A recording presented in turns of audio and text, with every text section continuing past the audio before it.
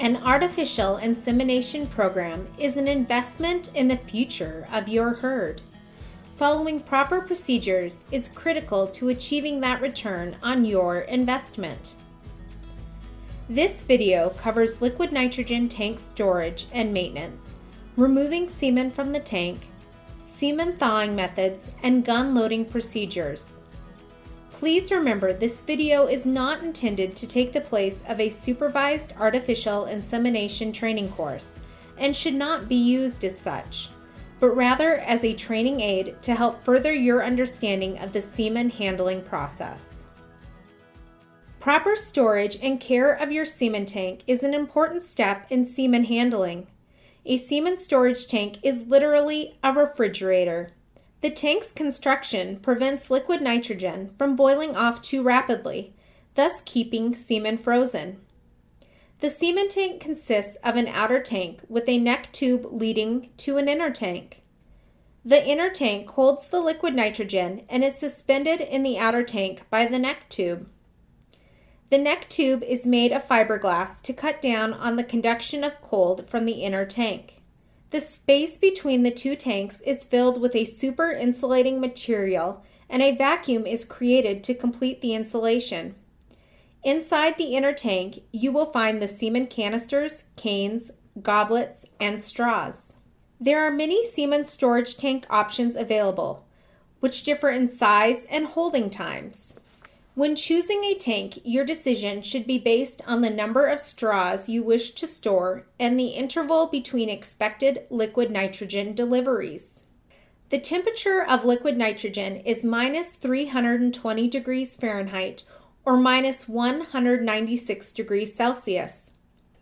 The temperature in the semen tank varies depending on the size and style of tank, the amount of liquid nitrogen in the tank, and the amount of semen being stored in the tank. It is a good idea to check the level of liquid nitrogen in your tank every 2 to 4 weeks. To do this, use a solid wood or plastic measuring stick. Never use a hollow piece of pipe, as the temperature differential will cause liquid nitrogen to shoot up the middle of the pipe, providing possibility for injury. Place the measuring stick in the tank and hold it there for about 10 seconds. Remove the measuring stick and wave it in the air. A frost line will develop showing the tank's liquid nitrogen level. Monitor the inches or centimeters used to detect usage of liquid nitrogen. If you notice a drastic change from one measurement to the next, this may be an indication your tank needs replacing or more frequent refills. Your tank should be stored in a clean, dry place. The location should be easily accessible for daily inspection. When inspecting your tank, look for abnormalities such as frosting on the outside of the tank around the tank's neck and shoulders. Frosting indicates the tank may be failing and needs immediate attention. Don't put the tank somewhere that it will be easily forgotten. The tank should be placed on a wood pallet or something similar to allow dry air to circulate around the tank. One of the worst things you can do to a tank is to place it on a concrete floor. Condensation can build up under the tank and never dry, causing corrosion. A hole, even as small as a pinpoint, can cause loss of vacuum and tank failure. Lock your tank to discourage theft and vandalism, but especially to prevent children from being injured. Placing a small lock on the tank can deter these activities while preventing injuries and the possible loss of expensive semen. All liquid nitrogen tanks are a tank within a tank. All the weight of the liquid nitrogen tank is suspended from the neck tube of the inner tank.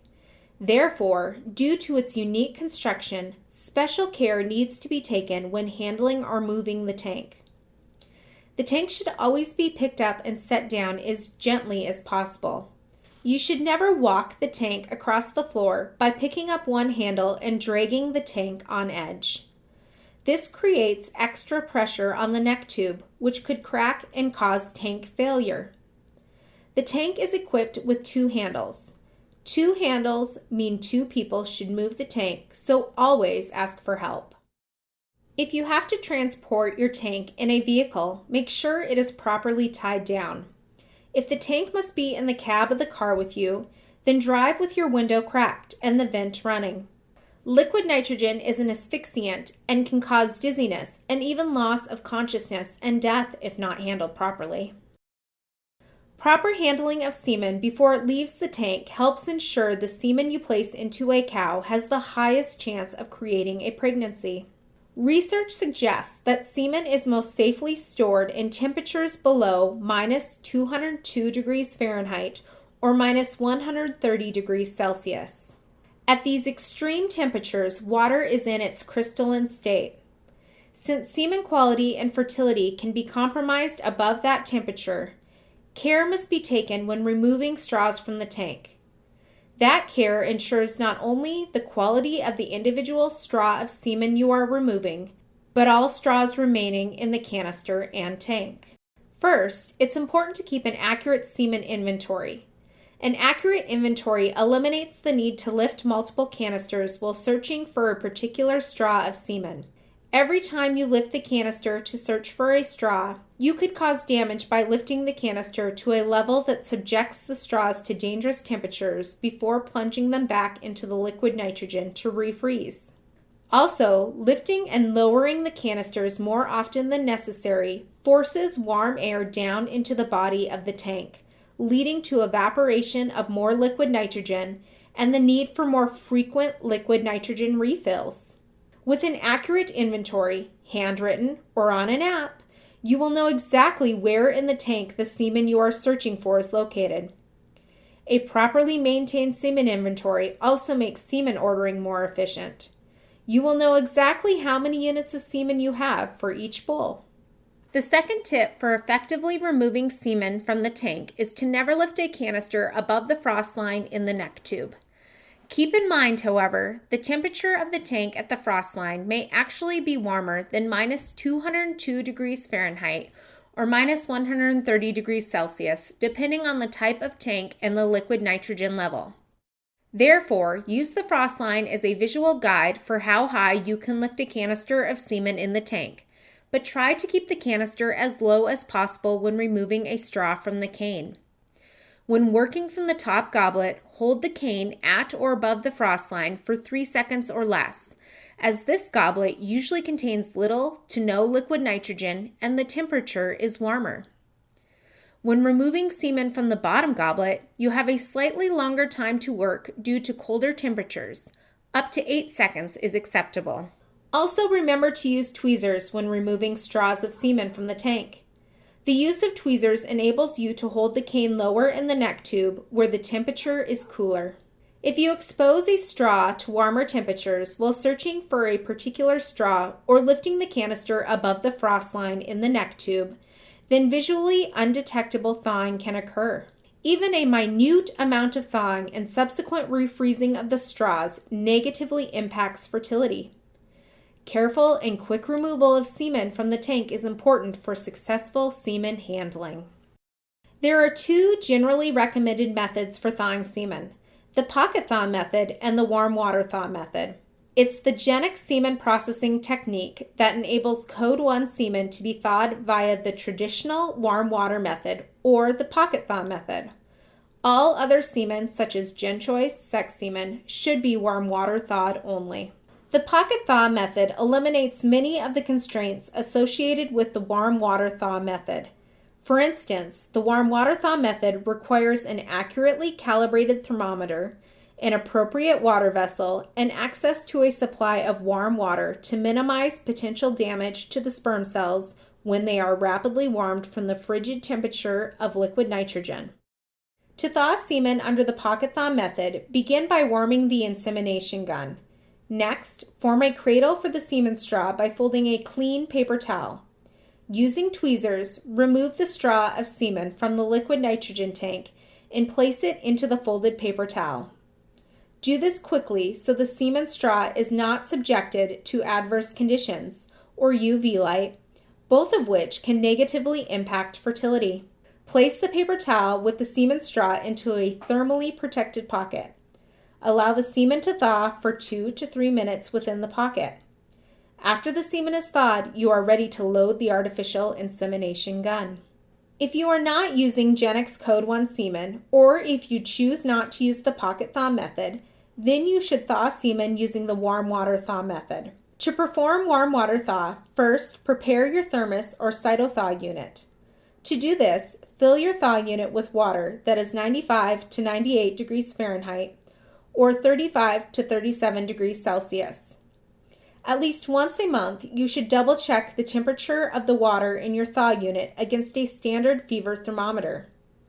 If the temperature indicated on the fever thermometer does not match the thermometer in your thaw unit, locate your owner's manual to find out how to adjust the temperature of your thaw unit thermometer. Always make sure you put fresh, clean water in your thaw unit. Also, change the water and wipe your thaw unit dry daily. Next, using tweezers, remove the straw of semen from the liquid nitrogen tank. Give the straw a quick shake to remove any excess liquid nitrogen. Failure to do this may cause the straw to explode or shoot up out of the water bath. Then, place the semen straw in the warm water bath. After 45 seconds, remove the straw from the thaw unit and place it in a clean, dry paper towel. Use the paper towel to remove any moisture from the straw, as water can be detrimental to semen fertility. This is also a good time to double check that you have removed the correct straw from the semen tank by looking at the bull's stud code and name printed on the straw.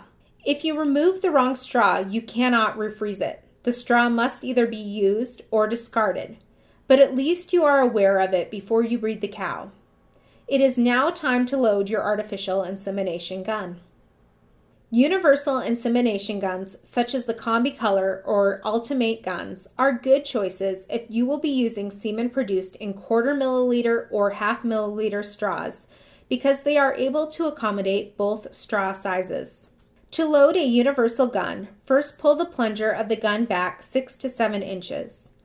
Then place the straw directly into the barrel of the gun with the plugged end in the gun and crimped end sticking out. Give the semen straw a 1/4 turn to ensure it is properly seated in the gun. Next, use a clean scissors to cut through the airspace below the crimped end of the straw. For 1/2 milliliter straws, cut at a slight angle, and for 1/4 milliliter straws, cut straight across. Secure the cut end of the straw into the insert of the sheath. For the Ultimate O-ring gun, use the split sheath with the green insert. For the Ultimate barb gun and the Combi Color gun, use the non-split sheath with blue insert. To secure the straw in the sheath, place the sheath over the gun and straw. Pinch lightly above the insert and apply pressure until you feel the straw lock into place inside the guide cup. Seating the straw into the insert ensures the semen cannot run back into the sheath during deposition. Finally, secure the sheath onto the gun. To secure the sheath onto the O-ring gun, slide the sheath down the barrel of the gun and push the O-ring up. Slide the sheath beneath it and slide the O-ring down the barrel of the gun until it is held firmly in place over the top of the sheath. Then give the O-ring a slight twist to lock into place. To secure the sheath onto the barb-style gun, pull the sheath down over the barrel of the gun until the end of the sheath touches the spirals on the gun and the insert is near the end of the sheath. To secure the Combi Color, simply slide the sheath down the barrel of the gun until the guide cup comes to the end of the sheath. There is a lip on the base of the Combi Color gun that holds the sheath in place.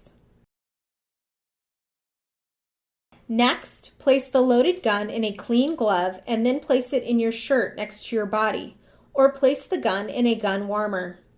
You should now breed the cow as soon as possible. Semen that has been removed from the liquid nitrogen tank should be loaded in the gun and used within 15 minutes. After 15 minutes, semen fertility begins to decline. In some instances, you may choose to use a sheath protector to protect the semen and ensure you are not introducing contaminants to the uterine environment. There are two kinds of sheath protectors that are generally used. The first is a flexible, fine plastic sleeve. The other is hard and made of rigid plastic with a soft tip. Whichever sheath protector you choose, you will place it over the loaded gun before placing it into your shirt. To use the sheath protector, simply pull back on it prior to the insemination gun entering the cervix. Make sure you pull back far enough to break the seal of the sheath protector. You may want to use a sheath protector if the animal has been synchronized using an easy breed seeder, or if the herd has a high instance of vaginal or uterine infections. Proper handling of semen is one of the first things you can do to ensure that each time you place semen in a cow, you have the highest chance of creating a pregnancy. If you have any question about proper semen handling, please contact your local GENEX representative. GENEX representatives are equipped with the tools and training to help you be as successful as possible.